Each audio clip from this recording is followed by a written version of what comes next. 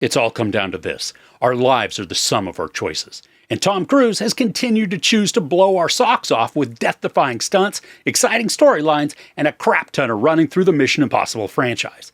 The Final Reckoning has been highly anticipated and is rumored to be Cruise's last appearance as Ethan Hunt. So does this film take our breath away? Oh, God. Oh. It's me. Did you know it? Ethan Hunt and the IMF team continue their search for the terrifying AI known as the Entity, with the world's governments and a mysterious ghost from Ethan's past on their trail. Joined by new allies and armed with the means to shut the Entity down for good, Hunt is in a race against time to prevent the world as we know it from changing forever. So this is going to be spoiler-free because it's going to be several days before the film actually comes out. I'm going to hit on the negatives right out of the gate so I can then focus on what I loved about the film. Now first, the opening sequence. Before we get to the title credits, there is an overly long exposition recap that inserts a ton of flashbacks from the other films. Now I know this is meant as fan service, but it stands out as a very clunky and strange way to show the franchise's heritage. And really, this doesn't actually serve to progress the story forward in meaningful ways. We all know the formula of how this goes down. So when Ethan receives some sort of communication or assignment, we know that it's going to provide the breakdown for the storyline, all while giving us the context for the current state of things. Now the flashbacks, they're just too much. They are a lot. And going from an energetic opening throughout pretty much of the other set of movies to not have this kick off in some exciting or spectacular way, it made the intro to the film slow, even lackluster. And this first sequence, it isn't the only time we get exposition dumps within the film. And it's not like the other MI movies don't have some sort of dump like that, where we get to watch some action play out during the narration, sometimes progressing us through the story faster, other times giving us a glimpse at potential failure and how the team is now going to have to plan to overcome it. We get bits of that technique in this, but we also have extended moments of a character just explaining something. From a narrative standpoint, it fills in the gaps in the details, but from a visual perspective, it's dull to endure. There is a moment when an exposition dump is done effectively and creatively, but I will get to that in just a bit. The pacing for this also feels slower than what we're used to getting from the MI franchise. And I'm not upset that this isn't non-stop action. None of them are. There are just several lull points that linger too long on brooding interactions, which end up telegraphing some surprise moments well before they arrive, removing that suspense or shock. Now, there are also some curious shot choices within the film.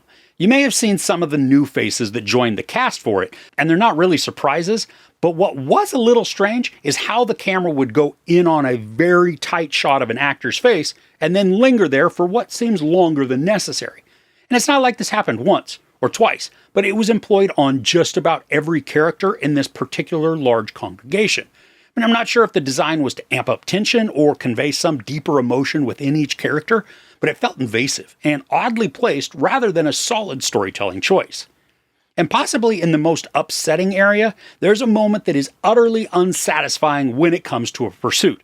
I want to say more, but I was expecting something a lot more drawn out. We just don't get that. Okay, I think I've hit upon the things that really stood out to me as negatives within the movie. Now it's time to hit on the items that work spectacularly. Now first, as is the norm, Tom Cruise continues to push the boundaries of physicality, and he puts his life on the line for jaw-dropping stunts. Here, we have two very harried and nail-biting sequences. They're probably going to leave you breathless and in a puddle of sweat. And during both of these, there's also this wonderful lack of dialogue. Instead, we get to listen to the ambient sounds combined with the brilliant musical score, which both work together to create this atmosphere of dreadful anticipation and exciting thrills. Now, the camera work in these stunts, it's surprisingly immersive, especially given the environments that the stunts take place. There is a great sense of motion and energy, along with just absolute peril and danger. It's very impressive how well the stunts look, too, allowing us to see the death-defying maneuvers while never missing Cruise's facial expressions that convey both fear and levity. And I appreciate also that the two major stunts aren't over quickly, but they take their time to maximize the anxiety so that it builds and puts us on the edges of our seat, all while collectively holding our breaths until we come close to passing out.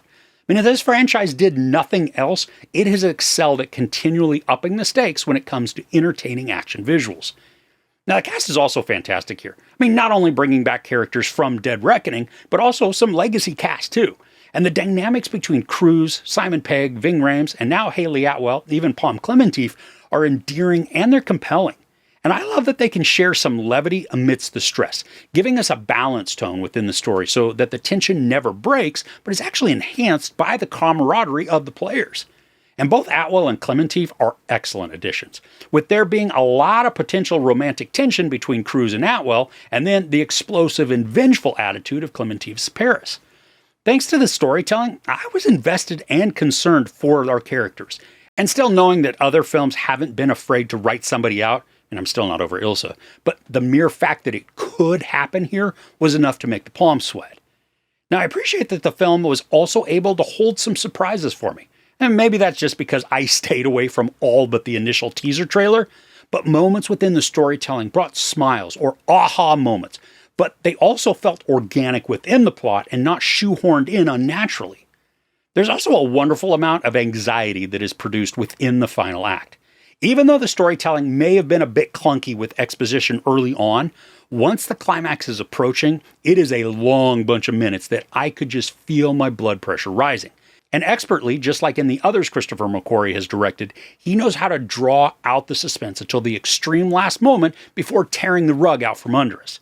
And I mentioned earlier that there was a sequence in which the exposition dump was executed perfectly, and that involved alternating shots of different locales and action using multiple characters to tell one narrative. The flow of the sequence, it was awesome, maintaining high energy while also providing the context and info needed to progress the storyline. And it's fast-paced and it's rapid fire, but it's still easy to follow. It was just creatively accomplished, which then made the other scenes of plot explanation just stand out even more because of their lack of originality or imagination. Now, probably my favorite character in this movie is somebody who has a very small role and barely speaks, but she emotes perfectly and adds very subtle humor to her large display of both courage and humanity. Lucy Tulugarjuk is awesome in this. Once you see her in action, you're totally going to understand why. Now, the runtime on this is just under 3 hours, but even despite the flashback-laden opening and the lackluster exposition dumps, I still didn't feel the time.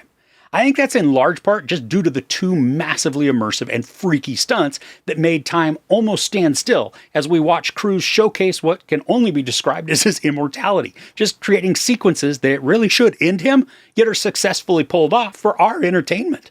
So overall, Mission Impossible: The Final Reckoning falters out of the gate, choosing to rely on nostalgia bait and flashbacks to woo the audience rather than crafting something garish or unique.